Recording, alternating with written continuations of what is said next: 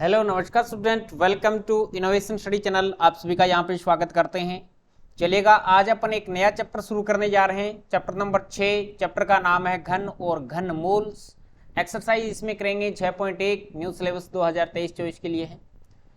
तो अगर पीछे वाली क्लासें या पीछे वाले चैप्टर आपने नहीं पढ़े हैं तो इस क्लास के डिस्क्रिप्शन बॉक्स में उसका लिंक मिल जाएगा और एक प्लेलिस्ट बनी हुई है। उस प्लेलिस्ट में चैप्टर के हिसाब से जैसे जैसे हमारी क्लास अपलोड होती है प्लेलिस्ट में डाल दी जाती है और आप प्लेलिस्ट का लिंक भी इसी क्लास के डिस्क्रिप्शन बॉक्स में मिल जाएगा, वहां से आप फॉलो कर सकते हैं। प्यारे विद्यार्थियों, चैनल को सब्सक्राइब करें, शेयर करें, अच्छे अच्छे कमेंट करें और आराम से पढ़ें। पूरा सिलेबस निःशुल्क मिलेगा, बड़े ही शानदार तरीके से मिलेगा। जिस प्रकार से मैं करवाता हूँ क्वेश्चंस, अगर उस तरीके से आप एग्जाम में करते हैं तो आपके फुल में से फुल मार्क्स आएंगे। तो देखो, प्रश्न इस प्रकार से है, निम्नलिखित में कौन सी संख्याएं पूर्ण घन नहीं है। निम्नलिखित में से कौन सी संख्याएं हैं वो पूर्ण घन नहीं है। पूर्ण घन का मतलब क्या होता है? जैसे मैंने लिख दिया 8, 8 एक पूर्ण घन संख्या है। किसका घन है? 2 का घन है। 2 गुणा 2 गुणा 2, यानी घन में क्या होता है? त्रिक बनता है। घन में क्या बनता है? त्रिक। और स्क्वायर या वर्ग में क्या बनता है? युग्म बनता है। क्या बनता है? युग्म बनता है, पेयर बनता है। ठीक है, तो ये तो आप जान गए होंगे, कोई दिक्कत है नहीं, इतना तो समझते हैं। चलिएगा, एक दो क्वेश्चन करेंगे तो आपको बहुत ही शानदार तरीके से समझ में आ जाएगा। जैसे 216 है, 216 के अपन क्या करेंगे? अभाज्य गुणनखंड करेंगे। क्या करेंगे भी? अभाज्य गुणनखंड करेंगे। चलिएगा, करते हैं अभाज्य गुणनखंड। तो 216 में आपने 2 का भाग दे दिया, 2 एकम 2, बच गया 1, 16, 108 आएगा। कितना आएगा? भाग टूट गया। अब चक्कर ये रहता है कि 216 में 2 का भाग नहीं देना आता। 2 का भाग दिया, 2 एकम 2, बच गया 0, ऊपर से उतार लिया 1, भाग नहीं जा रहा, भाग टूट गया। टूटे भाग की 0 लगती है, ऊपर से उतार लिया 6, 8 दूनी 16, 8 दूनी 16, ठीक है, 108 आ गया। अब अपन क्या करेंगे? 108 में 2 का भाग देंगे तो 54 दूनी हो जाएगा 108, फिर 2 का भाग देंगे तो ये आ जाएगा 27 दूनी 54, फिर 2 का भाग देंगे, 2 का भाग तो जाएगा नहीं, 3 का भाग देंगे, 3 बार जाएगा, 3 का भाग देंगे, 3 बार जाएगा, 3 एकम 3, नहीं, एक गड़बड़ कर दिया, 3 बार नहीं 9 बार जाएगा। ये 27 में 3 का भाग देंगे 9 आएगा, 9 में 3 का भाग देंगे 3 आएगा, और 3 में 3 का भाग देंगे तो हमारे पास में रिजल्ट क्या प्राप्त हो जाएगा? एक बार मैं इसको इरेज कर देता हूँ। ये भाग दे के दिखाया मैंने, ये आपको रफली कार्य का है। 3 में 3 का भाग दोगे कितना आएगा? 1 आएगा। ठीक है, दोबारा देखो, 216 में 2 का भाग दिया 108, 108 में 2 का भाग दिया 54, 54 में 3 का भाग दिया 27, 27 में 3 का भाग दिया 9, 9 में 3 का भाग दोगे तो 3 आएगा, 3 में 3 का भाग दोगे तो 1 आएगा। अब देखो, 2 के त्रिक बन रहे हैं, 3 के भी त्रिक बन रहे हैं। यहां 2 और 3 दोनों के त्रिक बन रहे हैं, दोनों के त्रिक बन रहे हैं, दोनों के त्रिक बन रहे हैं। इसलिए 216 एक पूर्ण घन संख्या है, एक पूर्ण घन संख्या है, एक पूर्ण घन संख्या। 216 एक क्या है? पूर्ण घन संख्या है। Is that clear? कोई दिक्कत ही नहीं है। जिनके त्रिक बन रहे हैं वो एक पूर्ण घन संख्या है। अब करते हैं 128 के, देखते हैं त्रिक बनते हैं ना नहीं बनते। अभाज्य गुणनखंड करेंगे 128 के। 128 में 2 का भाग दे दिया, 6 4 64 आ गया।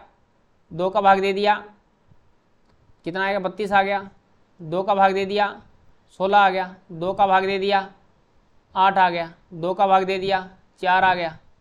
फिर 2 का भाग दे दिया 2 आ गया। 2 का भाग दे दिया 1 आ गया। इसका मतलब इसके त्रिक बन गए, इसके त्रिक बन गए, चक्कर पड़ गया, इसका 2 का त्रिक नहीं बना। लिखेंगे यहां 2 के 2 त्रिक, 2 त्रिक तो बन रहे हैं, 2 त्रिक तो बन रहे हैं, लेकिन एक त्रिक यानी लेकिन तीसरा त्रिक, ऐसे लिखो, लेकिन तीसरा त्रिक कंप्लीट नहीं हो रहा ना, लेकिन तीसरा त्रिक पूरा नहीं बन रहा, पूरा नहीं बन रहा है, इसलिए 128 पूर्ण घन संख्या नहीं है, पूर्ण घन संख्या नहीं है। Is that clear? सभी के समझ में आया? क्या किया मैंने, दो के दो त्रिक तो बन गए, दो के दो त्रिक तो पूरे बन गए, लेकिन तीसरा त्रिक अधूरा रह गया, तीसरा त्रिक अधूरा रह गया, इसलिए क्या हुआ कि ये पूर्ण घन संख्या नहीं है। 1000 के देखते हैं, 1000 के अभाज्य गुणनखंड करते हैं, तो 2 का भाग लगा दो 500 आएगा, फिर 2 का भाग लगा दो 250 आएगा, 2 का भाग लगा दो 125 आएगा, फिर इसमें भाग लगा दो आप, किसका लगाओगे, 125 में तो 5 का जाएगा, फिर 5 का जाएगा, 25 आ गया, फिर 5 का लगाओगे, फिर आपके पास में 5 का लगाओ तो 5 आ जाएगा, 5 में 5 1, ठीक है।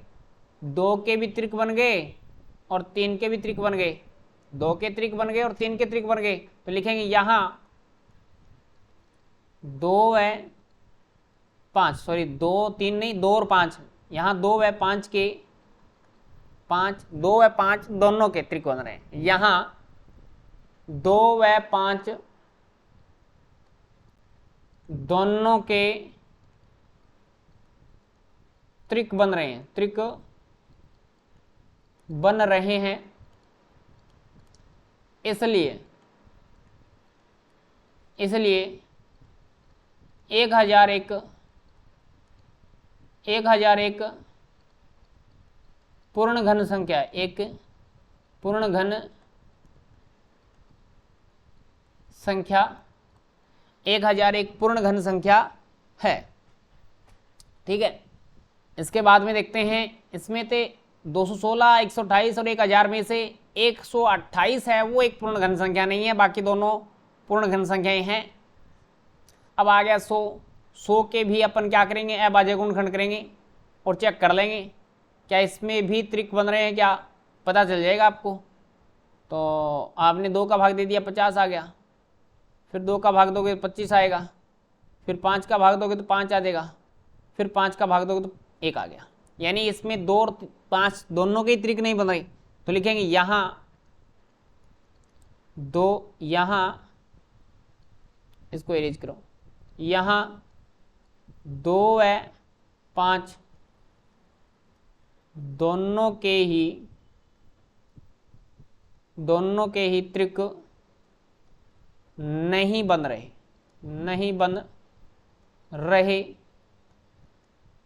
इसलिए 101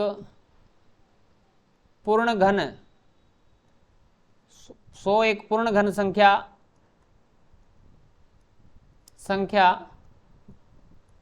नहीं है, एक पूर्ण घन संख्या नहीं है। 2 और 5 के दोनों के त्रिक नहीं बन रहे हैं, इसलिए नहीं है। देखो 46,656 का करते हैं, 46,656 के अभाज्य गुणनखंड करते हैं। सबसे पहले आपने 2 का भाग दे दिया, 23 आ गया, फिर 3 आ गया, फिर 2 आ गया, फिर 8 आ गया, फिर 2 का भाग चला जाएगा, करो 2 एकम 2, 2 एकम 2, 1 13, 6 दूनी 12, 1 6 दूनी 12, 4, फिर 2 का कर दिया, 5 दूनी 10, 8 दूनी 16, 2 तिया 6, 2, ठीक है। फिर 2 का कर दिया, 29 दूनी 58, 16 दूनी 32, फिर 2 का कर दिया 2, 4 दूनी 8, 1,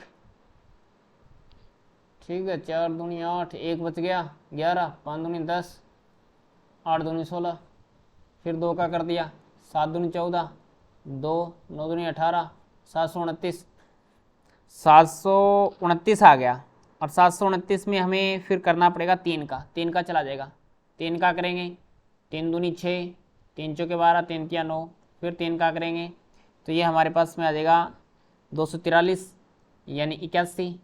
फिर 3 का करेंगे, 81 में 3 का करेंगे तो कितना आ जाएगा, 27 आ जाएगा। 27 में फिर 3 का करेंगे तो 9 आ जाएगा। 9 में 3 का करेंगे 3 आ जाएगा। 3 में 3 का करेंगे तो 1 आ जाएगा। अब देख लो, इसमें एक त्रिक बन गया, 2 त्रिक बन गया, 2 के तो पूरे बन गए, 3 का भी बन गया और दूसरा 3 का भी बन गया। ठीक है, 2 के 2 बन रहे हैं, 3 के भी 2 बन रहे हैं, दोनों त्रिक कंप्लीट बन रहे हैं। तो लिखेंगे यहाँ 2 और 3 के त्रिक बन रहे हैं। यहाँ 2 है 3 के, 2 व 3 के त्रिक बन रहे हैं, इसलिए 46,656 एक पूर्ण घन संख्या है। प्यारे विद्यार्थियों, पहला प्रश्न कंप्लीट हो चुका है, समझ में आया? यानी जिसके त्रिक बनेंगे, पूरे त्रिक बन रहे हैं, कंप्लीट त्रिक बन रहे हैं, वो तो पूर्ण घन संख्या है। और जिसमें त्रिक नहीं बन रहे संख्याओं के, वो पूर्ण घन संख्या नहीं है। नेक्स्ट देखते हैं क्या कहता है ये। वह सबसे छोटी संख्या ज्ञात कीजिए जिससे निम्नलिखित संख्याओं को गुणा करने पर पूर्ण घन संख्या प्राप्त हो जाए। तो देखें, 243 के अभाज्य गुणनखंड करते हैं, 243 के अभाज्य गुणनखंड करते हैं। गुणा करने की कंडीशन और भाग करने की कंडीशन होती है ना, वहां पे अभाज्य गुणनखंड करते हैं। और जहां पे जोड़ने और घटाने की बात आए ना, वहां पे बेटा अपन क्या करते हैं, भाग विधि से करते हैं। ठीक है, ये थोड़ा सा समझ लेना आप अच्छे से। तो 243 में इकाई का अंक 3 है, तो इसमें 2 का तो भाग जाएगा नहीं। सबसे पहले 3 का भाग जाएगा, ये आ जाएगा 81 तिये। फिर 3 का भाग जाएगा 27 तिये। फिर 3 का भाग जाएगा तो ये आ जाएगा 9। फिर 3 का भाग जाएगा तो 3 आ जाएगा। 3 में 3 का जाएगा तो 1 आ जाएगा। इसमें त्रिक बन रहे हैं, इसमें त्रिक नहीं बन रहा, तो अपन को क्या करना पड़ेगा, 3 का त्रिक पूरा बनाने के लिए, 3 का त्रिक पूरा बनाने के लिए इसमें एक 3 की और आवश्यकता पड़ेगी। एक 3 और आ जाए हमारे पास में तो त्रिक पूरा बन जाता है। एक 3 है वो अधूरा रह गया। इसका मतलब क्या हुआ, 243 को 3 से गुणा कर देंगे तो ये एक पूर्ण घन संख्या प्राप्त होगी। तो लिखेंगे यहाँ 3 का त्रिक नहीं बन रहा है, इसलिए 243 को 3 से गुणा करने पर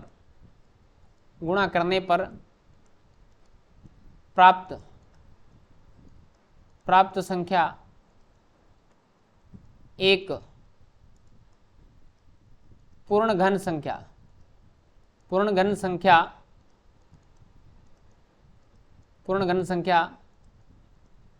प्राप्त होगी। तो अपन यहां से क्या लिखेंगे, कर दो भी, 243 मल्टीप्लाई कर दो आप 3 से, तो जो रिजल्ट प्राप्त होगा वो 729 हो जाएगा, 729 हो जाएगा और पूर्ण घन हो जाए। और 729 का वर्गमूल भी निकाल दो आप, क्यूब रूट, सॉरी वर्गमूल नहीं, क्यूब रूट को ऐसे लिखते हैं 729। ठीक है, क्यूब रूट को ऐसे लिखते हैं तो ये आ जाएगा आपके पास में 9 का क्यूब क्या होता है, निकालना नहीं है लेकिन मैंने निकाल के आपको बता दिया। ठीक है, आपको नहीं करना, समझाने के लिए बता दिया। 256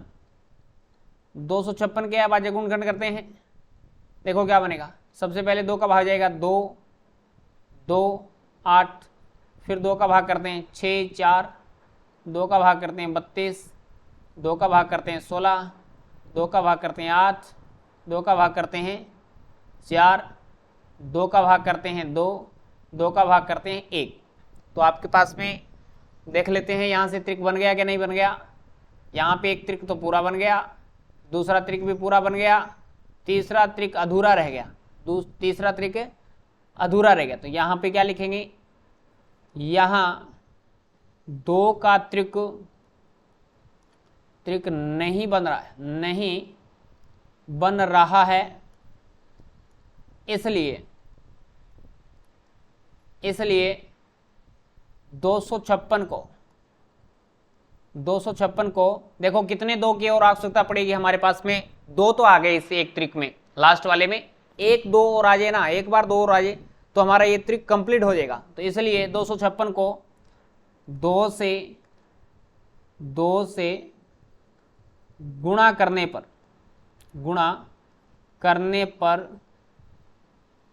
प्राप्त संख्या एक पूर्ण घन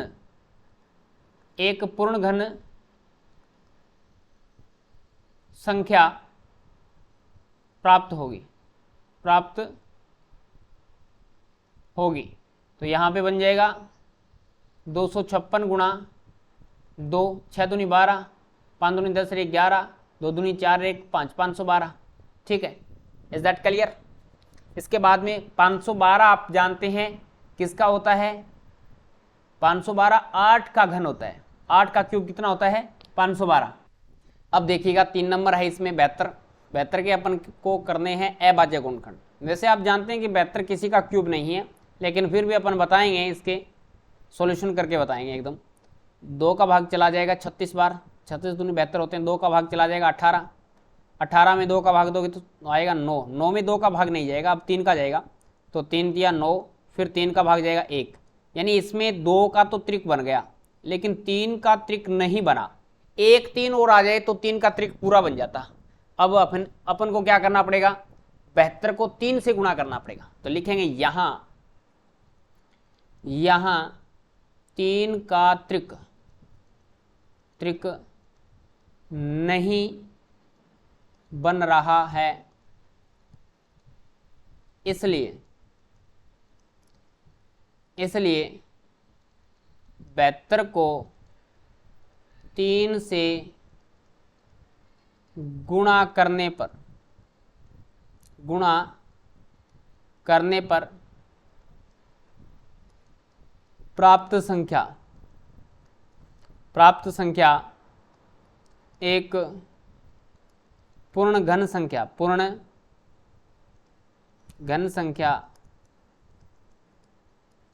प्राप्त संख्या एक पूर्ण घन संख्या होगी।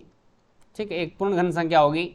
अब अपन करते हैं मल्टीप्लाई, 72 मल्टीप्लाई 3 करते हैं, 3 दूए 6, 3 7 21, 216। और आप जानते हैं कि 216 एक पूर्ण घन संख्या है जो कि 6 का क्यूब होता है, 6 का घन होता है। अब अपन करते हैं 675, ये भी अलग लग रहा है मुझे, 675 भी नहीं होगा। तो अपन क्या करते हैं, 2 का तो भाग नहीं जाएगा क्योंकि इकाई का अंक 5 है, तो अपन क्या करते हैं, इसको जोड़ लेते हैं। 5 का भाग तो चला जाएगा, लेकिन 3 की भाजिकता का रूल होता है कि संख्याओं का योग कर लें। अगर तो संख्याओं का योग 3 से विभाजित है तो संख्या भी 3 से विभाजित हो जाएगी। 12 12 और 6 18 में चला जाता है, तो इसमें 3 का चला जाएगा। 3 दूई 6, 3 दूई 6, 3 5 15, इसमें भी 3 का चला जाएगा। 3 7 21, 3 5 15, इसमें भी 3 का चला जाएगा। 25 या 75, अब इसमें 5 का जाएगा भाई डायरेक्ट, 5 का जाएगा। 5 5 25, 5 का जाएगा, 5 एकम 5। तो यहाँ से 3 का तो त्रिक बन रहा है लेकिन 5 का त्रिक नहीं बन रहा। तो लिखेंगे यहाँ 5 का त्रिक नहीं बन रहा है, इसलिए 675 को 5 से गुणा करने पर प्राप्त संख्या एक पूर्ण घन संख्या होगी। और ये एक पूर्ण घन संख्या होगी, तो देख लो मल्टीप्लाई कर देते हैं। 675 का मल्टीप्लाई 5 के साथ में करते हैं। 5 5 25, 2 5 7 35, 36 37, 3 5 6 30, 30 और 3 33, 3375। 3375 एक पूर्ण घन संख्या होगी जो कि 15 का क्यूब होगी।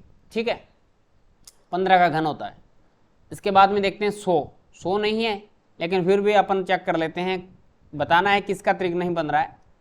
100 है, 2 का भाग देंगे 50 आएगा, फिर 2 का भाग देंगे 25 आएगा, फिर 3 का भाग नहीं जाएगा, 5 का जाएगा डायरेक्ट।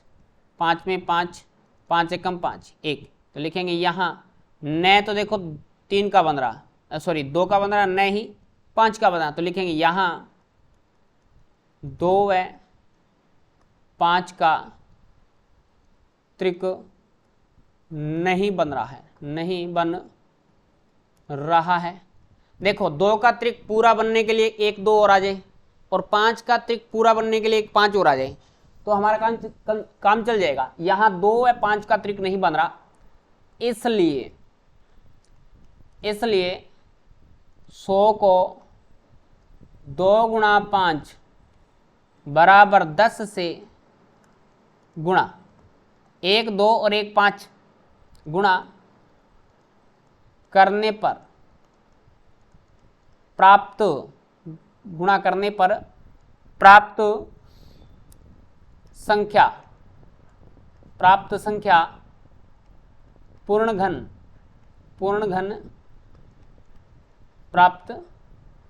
होगी। प्राप्त संख्या यहाँ पे लिख देंगे पूर्ण घन होगी। इसके बाद में अपन करते हैं 100 का मल्टीप्लाई, 1 तो 2 और 1 5, यानी गुणा कर देते हैं, कितना हो जाएगा 1000 हो जाएगा। 1000 आप जानते हैं 100 का घन होता है, इज दैट क्लियर। तो इस प्रकार से हमारा पहला और दूसरा क्वेश्चन कंप्लीट हो चुका है। एक्सरसाइज 6.1 का।